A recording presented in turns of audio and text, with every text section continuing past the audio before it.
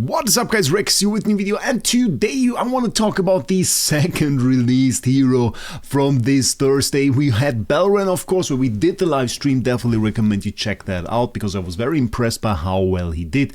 Absolute unit of a hero, definitely like him. But then we had the second hero, Velara, and during my review I did on the Pioneer server, we focused a little bit on the PvP aspect, and I wasn't very impressed. Because the thing that Velara really does is she creates those circles, and by the way, do the trial stage for quick and easy 300 gems. She creates those circles, and in those circles allies get healed, enemies get a debuff, and the debuff is quite strong, so it's pretty cool. The problem is she needs to activate those circles. You can see this going on right there, and she basically uses her ultimate energy to charge up a circle. See that in a second. Ult goes up, circle gets charged, and then the circles activate. In the end you get to this big circle, and that is really your final goal. We can see the HP of the enemies getting blocked here a little bit. Stats are transferred to our units, making them significantly stronger, and that is really the point where her buffs become quite intense, become very, very meaningful. But it takes a long time to get there, and this was something that didn't really work out for us in PvP. In PvP this was a little bit too slow, but I said in this review, well, we might see her come into AFK stages in Dream Realm. It's always tough to say on the Pioneer server. On the Pioneer server, you aren't at the same gameplay state. The gameplay state is quite weird. You don't really have too many charm sets, and at the same time, your level and the stages you are at are a little bit thrown off. It takes a little bit of time. It takes basically the state of the global server to really see what's going on. So when she reached the global server, the one thing happened that I was really hoping for. She became meta in Dream Realm. She was in two teams for the last boss and of course also at the moment for Thalassa, and did do very, very well there. And that is exactly what you want to see when you have such a hero, because it shows that they can get their way into a team, that they can outperform heroes that are in there. We can try, by the way, one attempt here. And the good thing about her, she has some different aspects that make her interesting. Not only can she provide heal and shields for the team, debuff the enemy to make the damage output of the boss a little bit lower. When she's in a boss fight, the transferred stats that we were just talking about, that is usually up to a certain cap of her stats that she can transfer to the allies, it is always the maximum. That is always set to the maximum. That is part of her skill effect, so she will provide a very, very decent stat boost to all of the heroes. At the same time, we already saw it pop up there for a second, always says unaffected. Unaffected. She gives good amount of heroes in the team the unaffected state. We'll go into the effect in a second, but she will provide unaffected for the heroes on the team, which of course makes them immune to control effects and can be very, very helpful against certain bosses. Not even that much against Thalassa, honestly. We'll see even better bosses for this in the future. So a very, very interesting, very strong ability, and doing fairly well here. We can see we're getting quite good results. Can we beat our current best, which is I think 55 billion at the moment? Are we getting fairly close? Let's see, come on, 55.5.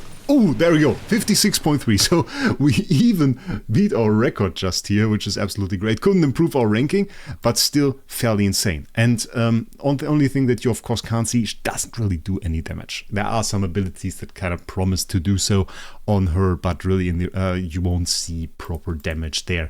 Let's get a little bit into the abilities. Let's talk about it a little bit, because then we can talk about another aspect, how far you really want to upgrade her. So we see the 4 dormant circles. That is something we already saw. They need to accumulate 1000 energy. They do so when you have them on the board by having debuffed units there, which is an ability she has. So when we see that, when a circle awakens, it affects all units within 2 tiles, so in the lit up area of the circle. It will restore 40% HP to allies and reduce enemy haste by 30. This is later on upgraded to 80 and 50, which is quite significant. And then her active skill is really just to channel energy into a circle, which is not super impressive. To be honest, it's not like an ult really that does a whole lot, and even later on really never feels like she even has an ult. If all circles are already awakened, it expands the area which we saw. It covers the entire battlefield, and then it transfers basic stats from all enemies. Basic stats we can see it refers to HP, attack, fist depth, and magic depth. This part later on becomes important. So this is something that we have to see. And then evenly distributing all units, lasting for 10 seconds, which is enough to really keep this up, because you will usually have an active at least every 10 seconds, so this will be active throughout a boss fight usually. Cannot exceed 45% of Valara starting stats, and then in boss fights we always get the maximum. So basically, as long as we are in a boss fight, and as soon as she has like the big circle up, all the allies get 45% of Valara starting stats, which is pretty cool. So that is pretty nice. And that is a very, very significant buff. I mean, we just take a look at the stats that we have right here. 170 mil HP is not too impressive, but 45% of that as a buff, that is pretty cool. We have like 18,000 tech here, so that is another big thing. And then of course all the fizz def and everything. So that is pretty good, and that is a very, very significant amount. So that ability then we can reduce one further enemy that is mobilized. We saw this in the trial stage. Reduce their haste by another 50, and then again we have a fizz and magic def reduction, another one already. And for each awakened magic circle we extend the duration, and the fizz and magic def reduction goes up to 60%. On top of us already transferring 30% of the stats, so 30% are removed, and then we reduce it by another 60%, so we get an absolutely demolishment of the fizz and magic def that the enemies have, bringing this down to essentially 0 fairly quickly, which is insane. And of course we could combine with something like Indus where we have further reductions even, so that is another thing to see.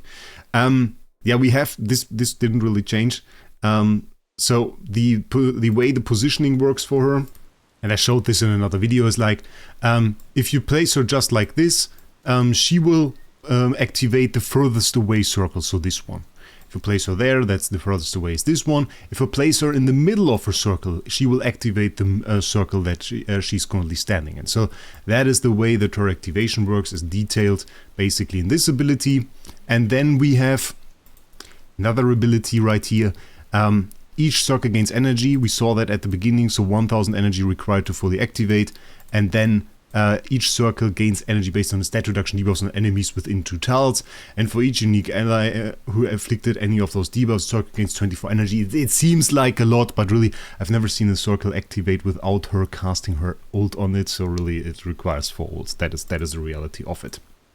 A little bit of haste increase there, and then we have the 2 last abilities, which will become important in a second, because we are going to talk about one thing. And that is that I did a little bit of a test of whether you want her to just have at 1 copy Mythic Plus or Supreme Plus. So going to the Mythic Plus ability, we see that we get a Magic Bolt ability to the weakest unit within 2 tiles. It does a little bit of damage if it's an enemy and gives them a shield if it's an ally. The shield is useful. The shield is useful, I have to say. I saw this a few times, and it was quite nice. The problem is, it is when a magic circle awakens. So yeah, 4 times. Yeah. It's still useful. It's not bad. I saw, for example, when I tried to run AFK stages and she got a little bit weak, and just stood there, she sometimes activated a magic circle, got like a bolt fired at her, and suddenly had a big shield. So that was nice. At plus 10, we get this every 10 seconds. So this becomes like an ability.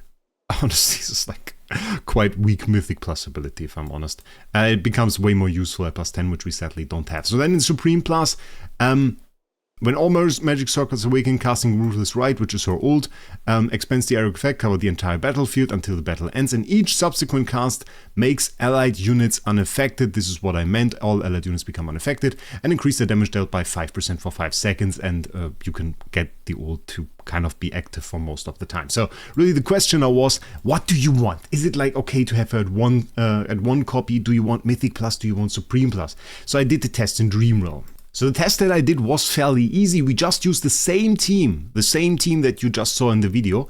And what I did was I just did 3 attacks. We can see she's here at 1 copy. We got 51 mil, we got another 51 billion, 51 billion, 52 billion. And then I upgraded her, and on the next 3 I used Mythic Plus. So for the next 3 we have Mythic Plus, and still, even though, I mean, like the the ability that we get at Mythic Plus we just saw wasn't really that useful. The difference is really, I think, in the stats that she has. So she has higher stats, so she can share more stats with the allies.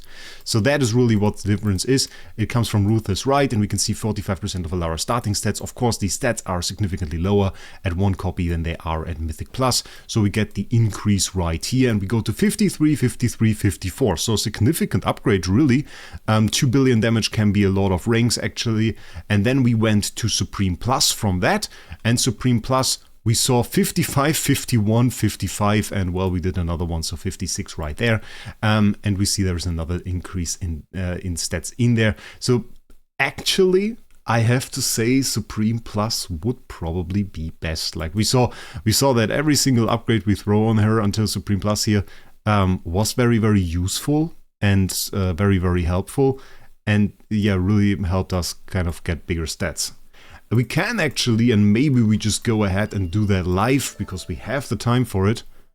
I got 2 copies too many, so maybe we just go for a quick Paragon. Got another copy right there. I will skip animation on this one so we can do it fast. That's a Soren. We don't really need that. We need like 3 more copies. So let's go, next one. This Soren is following me. He should be P4 at some point. There we go. Next one, I think we need 1 more, so let's do that fairly quickly. And I was lucky really on the way to Supreme Plus, I have to say it right now. Kafra will be making our way to P4. The video is going to come, ladies and gentlemen. The video is going to come one day on my global account. And that should be the last one. Let's go. Come on. And there we have it. So that should be Paragon 1, and let's see if that does a difference too. And we'll just do the upgrade of... apparently Mirror. Okay, we got Mirror Paragon 1, that was the plan. Apparently still like 1 copy. It was very good, very good. Everything worked out as planned. We do some more summons, I guess. I was really thinking we had 1 more copy, but apparently we didn't get lucky enough. I got a double this time, this was pretty cool. There we go. Is he still not P4? I was thinking I had him already P4, Callum. That is weird.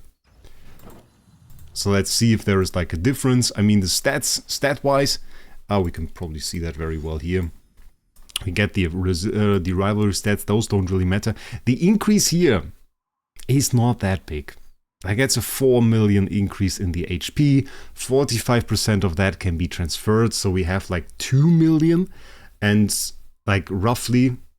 so the increase would be for the 170 million HP, we could transfer 76.5 million. For the 174, it would be 78.3 million. And this is an increase of 2.35%. So our HP buff through this Paragon 1 upgrade gets 2.35% higher, and I assume this will roughly be the same for the other stats as well. So that is something to keep in mind. The rivalry stats don't actually help us outside of PvP. You get a 2% increase in stats. And then you have to think about whether or not this is worth it. I mean, it can help you if you are a whale and you are a server resident whale has like a Supreme Plus Velara, yours is Paragon 1 and you get those 2% extra stats. Could help. We can do a few skips here. Maybe we do 2-3 skips again. Just see 45.5. There's RNG on the boss. You saw I did 1 billion more in the fight that we've shown. So there could be a difference there, and yeah, could be just be bad or a good RNG. But we can just do the attempt right now. I don't intend to do further ones later down the line, so doesn't really hurt us at all to do it right now. 55.8. So yeah, it is roughly what we expected. Like the 2% increase in the stats doesn't really result in us immediately getting bigger results. But with the increases to go from 1 copy to Mythic Plus to Supreme Plus, you can notice it. But we still, yeah, we got to place 1 now. We got the 56.779. That is in line, like the increase from our best attempt that we had before to our best attempt that we had now is in line with the increase that we have had from our stats. So we went from 56.319, which was our best attempt before, to this. Could be RNG. But in damage increase of that range makes sense. And we can see it can make a difference. We went from place 5 to place 1, even though it was just like a 400 million damage increase. So it's a difference. It's a difference. I think it was a very interesting experiment to do, a very interesting thing to see right here. So it makes a difference to have 2% more stats, even if it's not very huge. For stages, which is another aspect right here, we saw that we have Fist Death and Magic Death Reduction, and those are already liked by many players. For the most part, the thing that they like about it, let's swap this team. We will just go for a team like this, which is essentially it's just Velara and a little bit of iron action together with our wonderful Pharamore here. Pharamore, of course, again, extremely essential for big damage. And we use the P3 Lucy, by the way. When can we upgrade those heroes? And try to get a little bit of damage done here. You can see we first upgrade the circle over there. It usually results in them getting a debuff. What you could, in theory, do, not on this stage, but in general, is you could use manually do the Iron Ult at the start of the fight and pull them a little bit more into the circle. We don't really want to do that against a Sylvina, because in the time that takes us to cast the Iron Ult at the start of the fight, she will teleport over and kill our Pharamore, which she won't do if we pull them together. But we can try this now. So we pull, they get pulled together, and usually they are debuffed. So that is fine, that works out.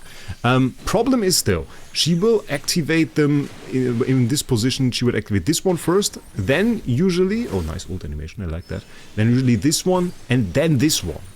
And what you really would want her, and what sometimes manually casting can kind of fix, is you would kind of want her to activate the one that she's actually standing on, because what this will do is it will immediately give her the bolt and give her a shield, and this will guarantee her survival. So a little manual cast there can help, but on this stage, of course, we absolutely dominated before this became too much of an issue. The good thing is, you have like the Fist Death Reduction, you have the Magic Death Reduction, you will essentially against those strong enemies end up with the full 45% stat transferal, and I can see this like being a good thing. Is it super enhancing those CC teams? Not really, it doesn't add too much to that, but having slower enemies with a lot of haste debuff on them, that can be an advantage. That can be very good. On top of that, a little bit of shield, a little bit of extra power. I would recommend the +10. The +10 in PvE, when you have the circles next to your allies, especially in a situation with the Iron Comp, and being able to give your heroes some shields, that can be very good, especially if it lands on Iron. Just imagine that, you activate the dodge with that. So +10 is pretty cool for that. You can make use of the bolt here. I just would, we can try maybe again against the next stage. I don't know if it works out too well. Yeah, on this stage they will probably not be debuffed. Are they? They are not. They are in fact not. Yeah, and you can watch the wonderful animation there. You can see she goes for this circle first. We get the activation. Now they are close enough. And yeah, she doesn't natively activate this the circle she's standing on first, which is a little bit annoying, but you can fix that by either having her on the left side, then of course she stands on the third circle to be activated, or you can have it fix it by manually casting thing. It depends a little bit on the enemy positioning, what you want to do. Like if there's, for example, one enemy here that is unaffected, let's say the Hemi was unaffected now, you kind of want to switch the team up a little bit. You kind of want to move her a little bit over there. You could keep it like this in theory. You just want to make sure that the circle that the unaffected unit stands in is actually activated. And it will work the same. It will work the same. You just want to, of course, have the Pharamore buff on the right unit. And then it's honestly alright. Then it's honestly alright. You could already cast the ult manually right now, and you don't necessarily need to activate this circle. It's better to activate the circle on her side for the second one. And yeah, so I talked also to a few people that do like higher pushing than me, because, well, a lot of people will say, Wraec, you are, again, very lazy, and you are on a very low stage, and you got huge buffs. And yeah, this is not really like the high-end pushing that I was planning to do. I talked to a few people there, and what they told me was, yeah, essentially the thing that you achieve by this, you get a very long survivability with Velara because you have those debuffed enemies, and then you really start to notice that they are losing a lot of fist def, a lot of magic def, and suddenly become very, very vulnerable to attacks. And this is the feedback that I got from them, and that they like it really for a whole lot. So in that sense, if you want to go for AFK stages and some deep pushing, that is very good unit for that apparently. And for the stages that I did with those, it generally enhanced CC teams and was very, very nice, and got some very, very clean kills. So for that I can say that's pretty good. For the Dream Realm, we saw the results, we saw the recommendation. Recommendation is Supreme Plus, is pretty much what you want. That is pretty much the area in which she does best. For Dream Realm, you don't necessarily need the plus 10. You can have it, it will be helpful. You probably don't need it right now, because right now we're already nearing Endless, and with that the survivability of the hero is pretty good, but it will add to your survivability if you have it. Right now I'm not that poor. I could have, okay, I apparently had a little bit of temporal essence. We could have gotten it.